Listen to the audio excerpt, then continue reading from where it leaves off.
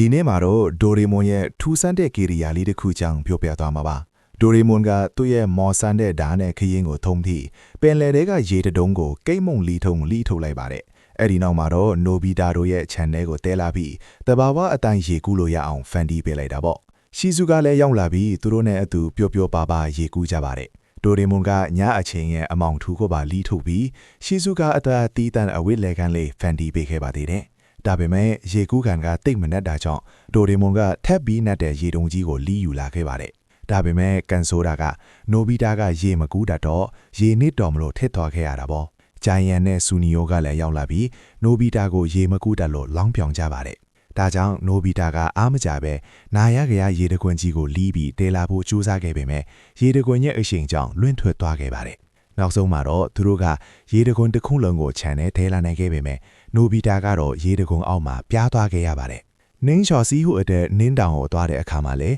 ဝက်ဝင်းဖြူကြီးနဲ့တိုးကြီးကဘာပြက်မသက်ပြေးခဲ့ရပါသေးတယ်။နောက်ဆုံးမှာတော့အားလုံးကပျော်ပျော်ပါပါရေကူးနေကြပေမဲ့နိုဘီတာကတော့နင်းလုံးကြီးတယ်ပါသွားပြီးတယောက်တည်းနင်းလူရုပ်လေးပဲလုံနေရရှာပါသည်ခင်ဗျာ။